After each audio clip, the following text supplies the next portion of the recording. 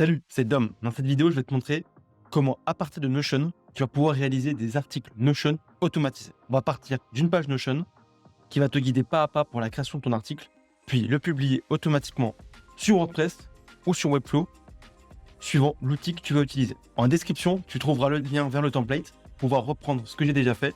Il ne te restera plus qu'à faire l'automatisation pour pouvoir publier tes articles sur WordPress ou sur Webflow. Je te propose de te montrer tout de suite à quoi ça ressemble. Sur ta page Notion, tu vas retrouver un tableau qui va utiliser en grande partie l'IA. Tu auras donc le nom de l'article.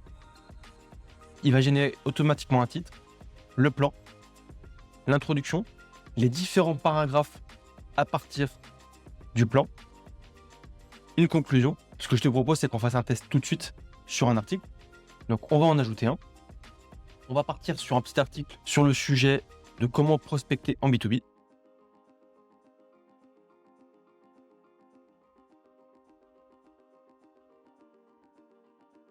Donc là, je vais lui demander de me rédiger le titre.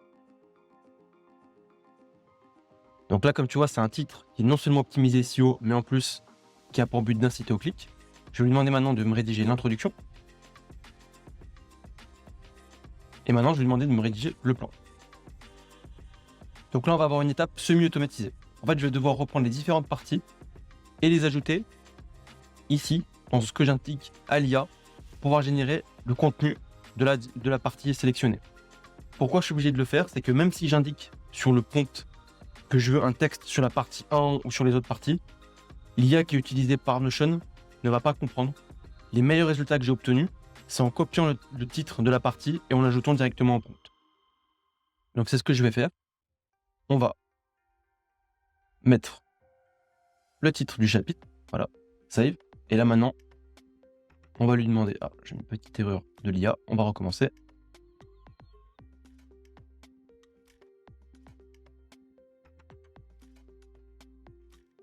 Maintenant, je vais reprendre la partie 2.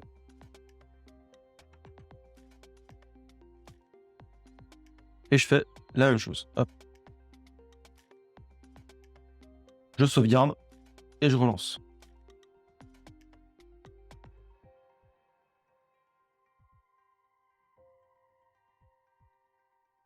Comme tu as compris, en fait, on va refaire la même chose pour chaque partie.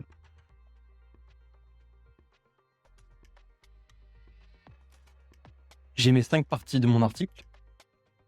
Il me reste plus qu'à lui demander de me rédiger la conclusion. Et là, ce que je vais reprendre, c'est mon plan que j'ai ici. Je vais le mettre là.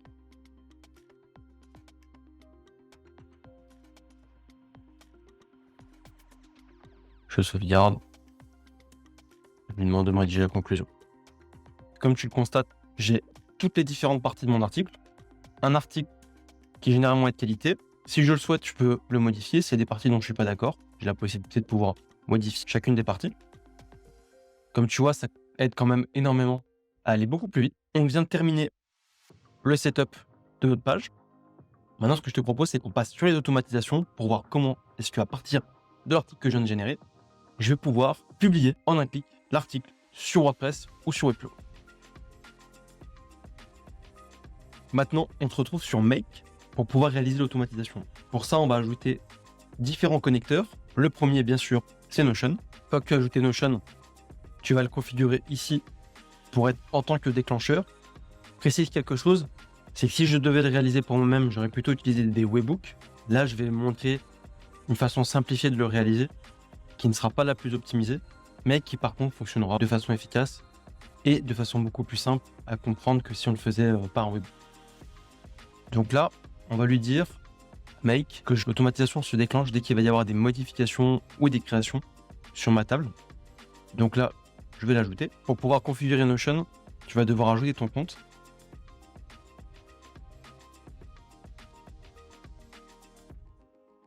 Il va te demander un token. Pour pouvoir configurer ce token, tu vas devoir te créer une intégration Notion. Pour ça, c'est très simple. tapes en fait intégration Notion sur Google, tu vas arriver sur cette page, tu cliques nouvelle intégration, tu sélectionnes le workspace sur lequel tu souhaites utiliser les articles. Il faut bien sûr le nommer.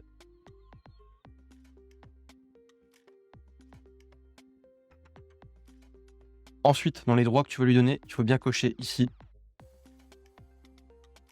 le fait que tu actives ces données-là.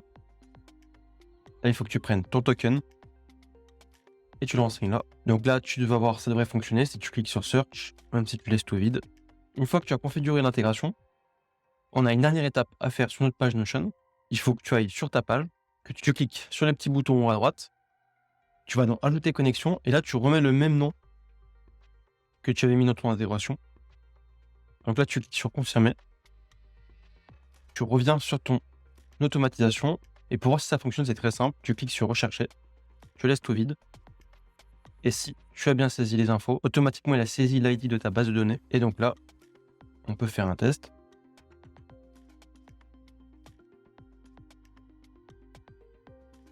Et on va voir si j'ai bien mes infos. Et là, j'ai bien mes données qui ressortent telles que je souhaitais. Donc là, c'est parfait. Première étape terminée. J'ai donc mes articles qui ressortent automatiquement. Maintenant que j'ai mon article, on va vouloir le publier soit sur WordPress, soit sur Webflow. Ce que je te propose, c'est que je vais te montrer tout d'abord comment le faire sur WordPress et ensuite sur Webflow. Donc si tu le souhaites voir directement sur Webflow, tu peux te déplacer directement sur le bon chapitre pour voir comment ça va marcher. Avant que je te montre comment faire l'intégration sur WordPress et sur Webflow, je voulais te partager cette formation que je vais lancer. C'est une formation qui va aller un peu plus loin que celle que je te montre actuellement sur le tuto. On va notamment plus utiliser l'IA de Notion qui est un peu perfectible, mais on va directement utiliser OpenAI. On va reprendre la même structure avec une introduction, les paragraphes, la conclusion. Mais surtout, il y a des éléments hyper intéressants qu'on va mettre en place. On va utiliser directement les données de la SERP. Je vais te montrer comment le faire dans le tuto. On va également créer automatiquement les visuels pour les différents paragraphes. On va voir aussi comment faire une FAQ automatique et les points clés à retenir de l'article. Ça, ce sont des points que tu pourras cocher ou décocher comme via la sélection des colonnes. Et bien sûr, toujours la publication sur WordPress et sur Webflow comme on est en train de le faire actuellement sur cette vidéo. Si ça t'intéresse, n'hésite pas à voir le lien en description, tu verras tout ça en détail. Jusqu'au 14 mars, elle sera à moins 50%. Je la fais en pré-vente. Et puis à ce moment-là, elle repassera à son prix normal. N'hésite pas à t'inscrire. J'espère que ça te plaira. Mais tout de suite, on retourne sur le tuto. Donc maintenant, ce qu'on fait, c'est qu'on ajoute le connecteur WordPress. Et là, comme tu l'as compris, ce qu'on va vouloir, c'est créer un article. Donc c'est créer un post. Donc, je vais créer mon post. Et cette fois-ci, tu vas devoir ajouter une connexion. Pour ça, c'est très simple.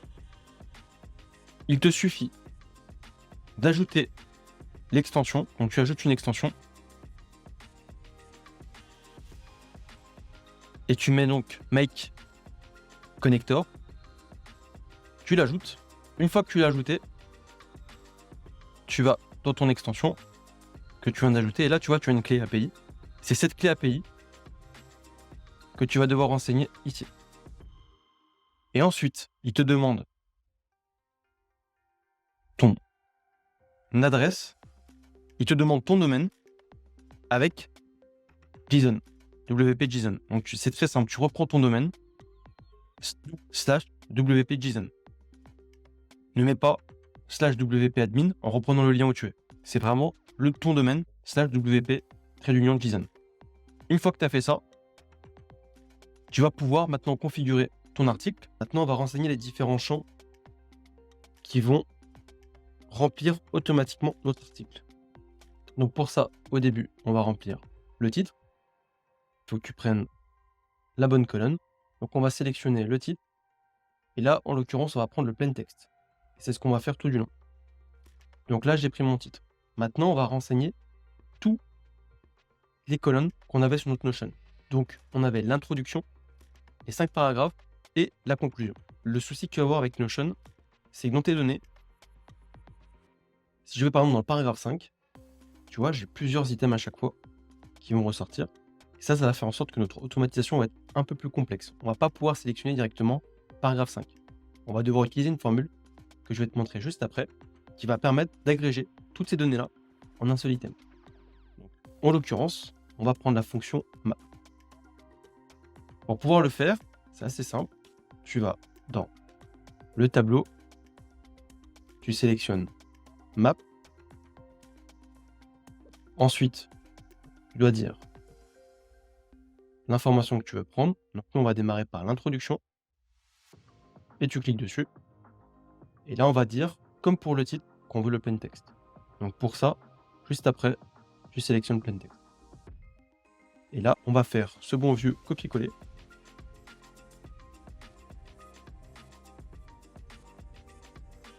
Donc, je sélectionne paragraphe 1.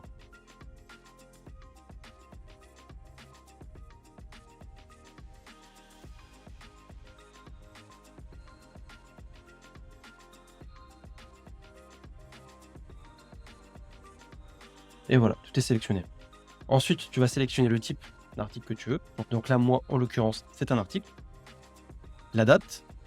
Là, pour sélectionner la date de maintenant, ça c'est simple. Tu vas dans le calendrier, clique sur Now. Là, ça sélectionnera la date de maintenant. Statut, moi dans mon cas, je veux pas qu'il soit publié, je veux qu'il soit en brouillon. Je vais le mettre en brouillon. La catégorie, là pour la vidéo, je vais sélectionner cette catégorie. Pour l'auteur, tu peux le sélectionner.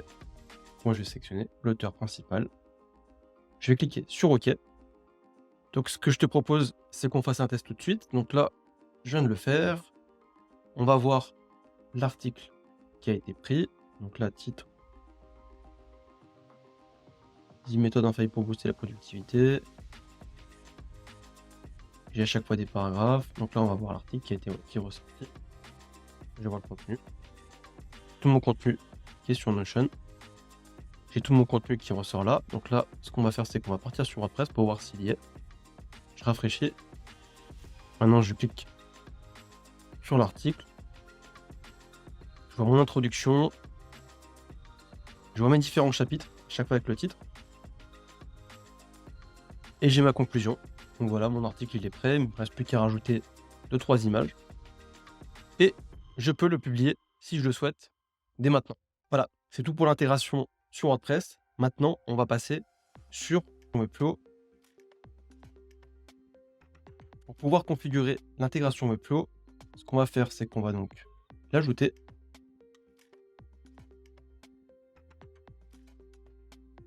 Et on va sélectionner qu'on veut ajouter un article. Là, il va te demander de te connecter. Donc, tu te connectes.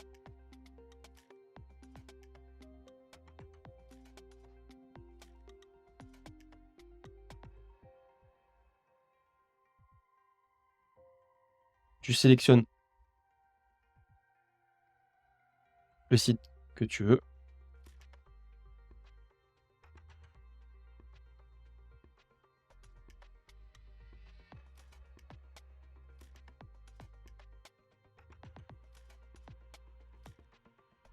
Tu sélectionnes la collection où tu vas vouloir ajouter des articles. Là, on va devoir renseigner les différentes informations. Donc, on va renseigner tout d'abord le titre.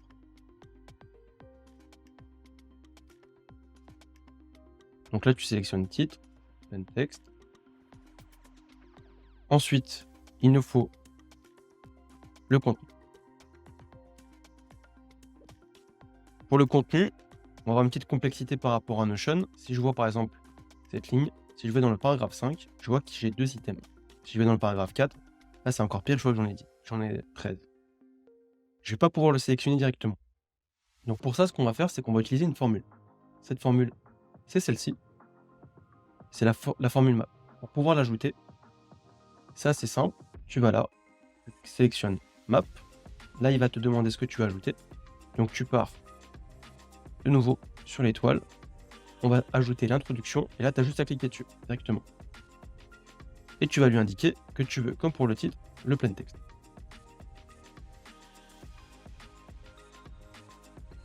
Une fois que tu l'as fait, ce que je te conseille, c'est de le copier et de coller. Saute bien une ligne à chaque fois effectuer le saut de ligne entre chaque paragraphe. Et là maintenant, on va ajouter le paragraphe 1,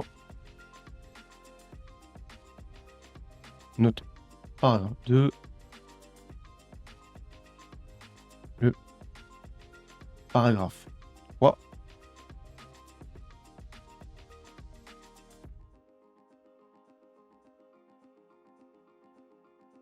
le paragraphe 4,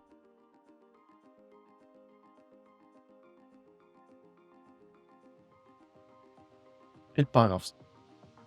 Il ne me reste plus que la conclusion.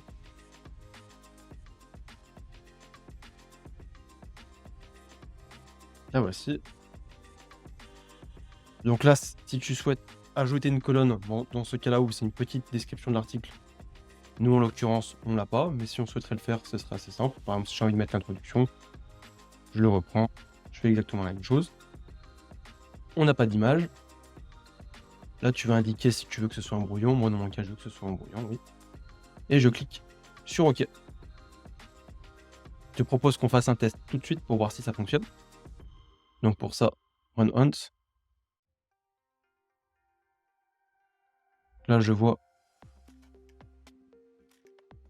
que tout s'est bien passé et que mon article a été rendu. Et pour ça, on va voir sur Webflow directement si ça a fonctionné. Je vais dessus, je vais dans mes articles, post, et là, je le vois, c'est magnifique. Donc là, tout est rédigé avec les différentes informations. Donc là, je suis prêt à pouvoir le publier si je le souhaite. Voilà, on a configuré l'intégration Webflow. Il ne reste plus qu'à voir comment faire en sorte que l'automatisation se fasse automatiquement. On arrive à la fin de cette vidéo. Donc maintenant qu'on a fait l'intégration ou Webflow ou de WordPress, ce qu'on va vouloir faire en sorte, c'est que ça se passe automatiquement. Donc là, ce qu'on va faire, c'est qu'il faut bien une colonne ici à publier. Tu retournes ici, tu vas mettre un filtre. Donc là, on va reprendre le à publier. Et on va dire que ça va être en dessous. Ça fonctionne. Là, ce qu'il va faire, c'est qu'il va regarder si l'article est true pour pouvoir le publier. Si c'est le cas, il va faire la publication. Là, tu as plusieurs choix. Soit tu souhaites faire comme là j'ai fait pour la vidéo, le lancer. Sinon, ce que tu peux faire, c'est de le régler et de faire en sorte qu'il le parcourt tous les jours. Il nous reste juste une autre étape. Donc là, ce qu'on va faire, c'est que maintenant qu'on a rajouté ce filtre, on va également rajouter une nouvelle étape pour distinguer les articles qu'on a déjà publiés. Donc pour ça, on va ajouter une nouvelle colonne qui va être le même principe que à publier. Donc je vais la dupliquer. Et cette fois-ci, on va pas dire à publier, mais déjà publié. Donc, une fois que l'automatisation va être faite, il va me cocher automatiquement. Et comme ça, je sais que l'article a déjà été publié et ça va me permettre d'éviter de faire en sorte que l'automatisation ne repasse 2 fois sur le même item. Donc maintenant, ce qu'on va faire, c'est qu'on va ajouter une étape avec Notion, Update Database Item. Là, tu cliques sur Search, OK. Ça va automatiquement me le sélectionner parce que j'en ai ajouté qu'un seul mois. Mais sinon, ça t'aurait mis une étape pour sélectionner la base de données. Là, tu sélectionnes l'item, il est là. Et ici, il ne nous reste que une étape, c'est publier, déjà publié. Et là, tu vas mettre Yes. Une fois que tu as rajouté l'étape, on va ajouter le filtre. Donc, bien sélectionner End. Là, on va reprendre la colonne, déjà publiée.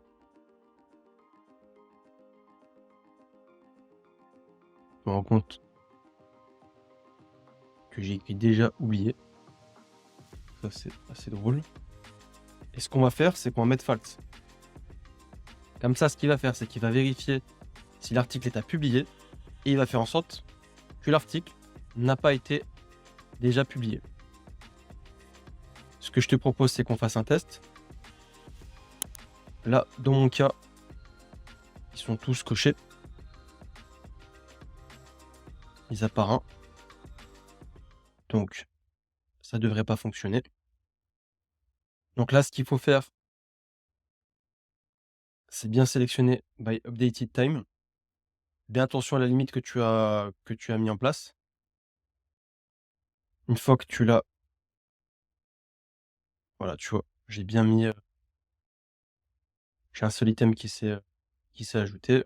Si je vais dans mes filtres, tu vois qu'ils sont tous pas passés, mis à part lui, puisque lui était en false. J'espère que cette vidéo était claire.